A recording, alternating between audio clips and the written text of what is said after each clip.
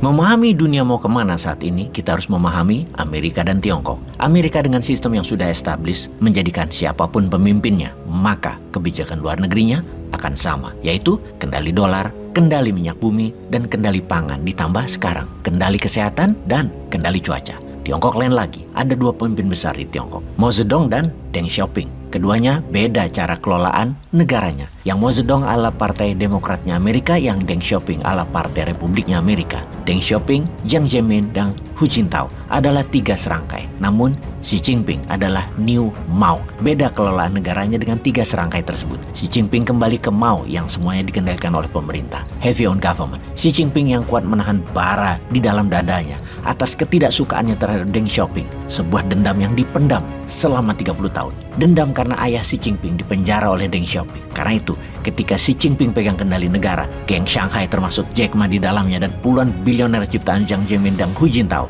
mulai disudutkan dan disingkirkan oleh mereka. Gaya Partai Republiknya Komunis Tiongkok yang pro swasta mulai digembosi, diambil alih oleh pemerintahan Xi Jinping. Sahabat semua, jelas ya sekarang melihat peta Amerika dan Tiongkok dari sisi dalam. Kalau Bosman sangat Partai Republik, sangat Deng Xiaoping, sangat Trump. Di mana di Indonesia sejak reformasi, sejak dari presiden ketiga Habibie hingga saat ini yang ketujuh adalah gaya Partai Demokratnya Amerika.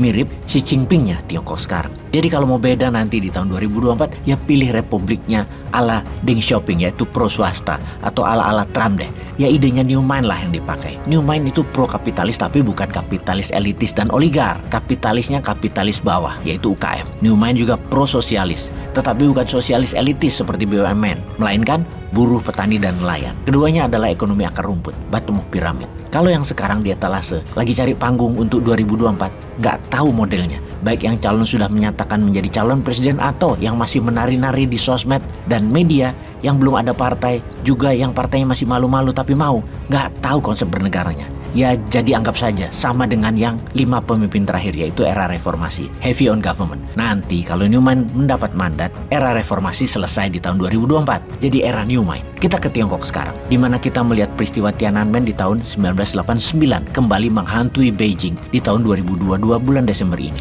Teriakan Xi Jinping mundur, CCP Partai Komunis Tiongkok dibubarkan. Juga komentar, "We are not slave, we are citizen." Kami bukan budak, kami warga negara Tiongkok, adalah teriakan yang menggema di 8 kota besar di Tiongkok daratan, yang bukan Hong Kong, bukan Taiwan, tetapi di Tiongkok daratan yang tabu. Ada demonstran besar-besaran teriak ingin kebebasan dan ingin pemimpinnya Xi Jinping turun, step down dari jabatan. Ada apa dengan warga Tiongkok saat ini? Sudah lebih sebulan ini bergerak di mana-mana, demo, dan puncaknya beberapa hari ini mencapai Beijing, ibu kota pusat dunia, Tiongkok. Terbayang kembali di tahun 1989 awal kehancuran komunis Soviet dan jalan menuju bertahannya komunis Tiongkok terjadi di masa itu. Demo tahun 1989 di Tiananmen adalah menginginkan reformasi negara dari komunis ke demokrasi. Suara rakyat minta dibesarkan, diamplifikasi dalam parlemen dan dalam partai, tidak dikebiri seperti selama ini. Kemudian di tahun 2022 ini sepertinya sejarah berulang kembali. History repeating itself. Yang terjadi di tahun 1989 terjadi lagi sekarang ini dan menghantui Tiongkok.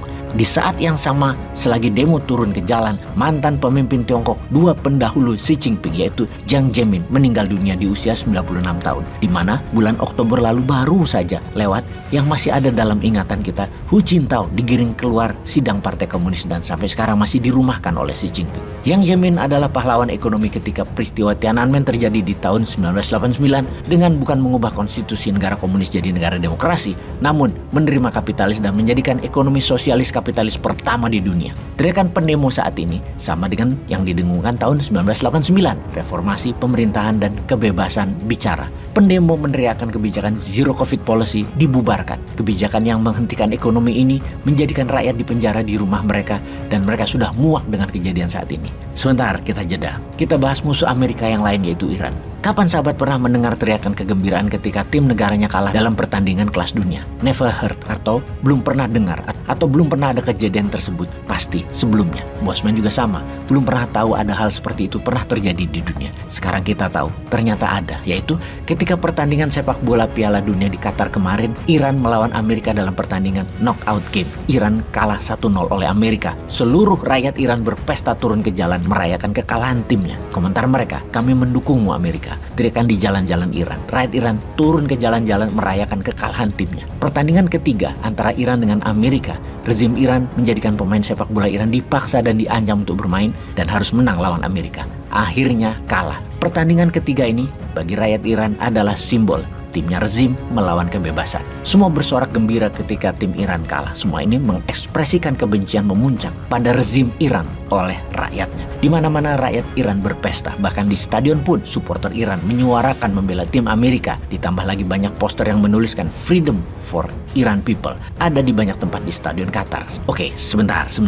Ada apa dengan dua musuh Amerika ini? Mengapa rakyat keduanya turun ke jalan? Adakah Amerika dalang di belakangnya? Oke, kita kembali ke Tiongkok dulu. Kita tanya kakak tertua kita tanya Xi Jinping dulu. Apa solusi jangka pendeknya daripada nanti keburu jadi chaos di Tiongkok? Kan repot, nggak ada lagi yang ambil nikelnya kita. Kita tanya ya, jadi nggak serbu Taiwan, wahai Xi Jinping? Alihkan isu sikit lah. Kan pinter menjabat kelola negara komunisnya. Jangan mundur hanya karena malu kayak pejabat Jepang atau Inggris. Beri contoh kepada adik termudanya, wahai kakak tertua. Teruslah menjabat selamanya. Teruslah keras dengan rakyat. Serbu!